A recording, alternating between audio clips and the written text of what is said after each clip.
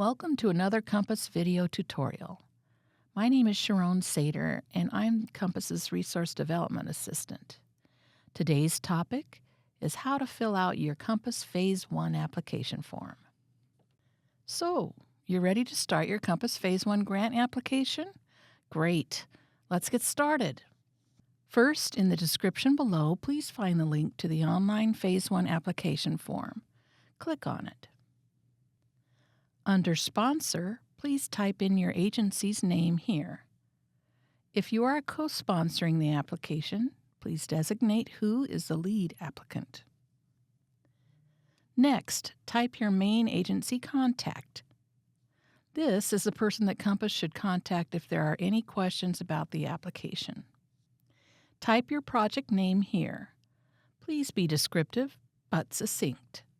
If the project is funded, Compass may tweak the title to match formatting protocols. Please describe your project as thoroughly as you can. This will be the public description and will be the base for the tip description. Be sure to include all types of planning improvements. Please note that the text boxes will expand as you type your answers. Add the location of the project. Describe it in a way that someone not familiar with your project will understand where it is located. Please check the box that applies to right-of-way jurisdiction. If no, then explain who owns the right-of-way. Note, a letter of support from the managing jurisdiction is required in order to process your application. The intent of this question is not about a private citizen owning the property. We're asking if ITD, a highway district or city, or maybe a canal district has jurisdiction over the right-of-way for this property. If it's different than the sponsoring agency, a letter is required from the managing jurisdiction regarding their support for the project. And if the right-of-way doesn't apply for this project, mark NA. Next, we need to know if the agency that manages the right-of-way actually owns the right-of-way needed for this project. In other words, if the jurisdiction owns the right-of-way already, the answer will be yes. But if a budget is required to purchase land, the answer will be no. If right-of-way is not needed for the project, select NA. On the next question, knowing what is in place before improvements are made will help Compass quantify any safety benefits that result from the improvements. Please check all existing descriptions in your project area. We need to know which of these listed are currently in your project area before your project is constructed. Please check all boxes that apply. Then, if necessary, type more details in the lower text field. This will help us when determining the overall safety benefits of the project later on if it's selected for funding. Next, select all countermeasures you plan to add to your project when it is constructed. Please check all boxes that apply. Then, if necessary, type more details in the lower text field. These countermeasures also help us determine the safety benefits of your project. The next question refers to any aspect of the project that may involve public transportation once the project is constructed.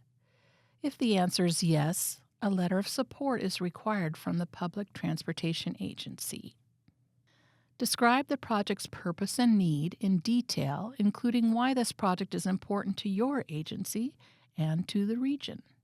For your application to score its highest, please refer to specific Communities in Motion 2050 goals, objectives, performance measures, and targets. Regarding the type of funding you are applying for, please click on all the boxes that apply. If you're unsure, contact us here at Compass. My contact info is at the end of this video. Regarding the type of project you're applying for, please select all the boxes that apply. If your project type isn't listed, please describe it in the text field at the bottom of the screen. This budget question asks you for the total project cost, the amount requested, total cost minus any local match, the proposed local match, the amount, and proposed local match percentage. Please complete each field. Then describe how you arrived at this cost estimate in the text field below the first question. Please be aware of the minimum local match required for your projects. It's generally 7.34%. Also, provide the source of the match. In most cases, it will be the agency's general budget, but it could also include other grants or donations. Let us know if your project can be phased. What we're trying to determine is if there are appropriate termini for whole projects that could be split from the project applied for. If we don't have enough funding to fund the whole project, is there a portion of the project that could be funded? If you answer yes, please explain how your project can be phased and provide approximate costs for each phase in the text box below the question. If other jurisdictional agencies or partners are involved in this project, please click on Yes and let us know who your partners are. Don't forget to include the role each agency has in the project. If you have already reached out to the public about this project, click Yes and describe the results of those public involvement initiatives with a link to that project website, if applicable. If not, click on No. We need to know what has happened on the project so far. Please click on all applicable phases. If design has been started, let us know what standards were used for the design. Please check Yes or No after clicking on the link for the local public agency projects guide and evaluating if your project meets federal standards or not. Give an explanation if necessary. Respond yes or no regarding if the project is included in Communities in Motions 2050. Provide specific references. If you need help, reach out to Compass staff for assistance. If the project is referenced in a local or other regional plan, check Yes and provide the reference to the plan in the text box below the question, along with the title of the plan and the web page link, if available, with a page number. Otherwise, click No. Please do not attach the plan to the application. If you go over the page limit, the application will not be accepted. Include no more than 2 maps or sketch pages to your email if applicable. Make sure the map is designed to show the context of the project to someone who may not have a history of your area. Also, remember to attach the required support letters from the following if these conditions apply. Otherwise, it's optional.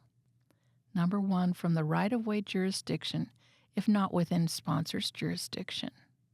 Number 2, from the land use agency if the project is not the same as the highway jurisdiction. Lastly, from the public transportation agency if the project includes improvements to public transportation operations or facilities and the sponsor does not have jurisdiction. Great job! You've just completed the Phase 1 application.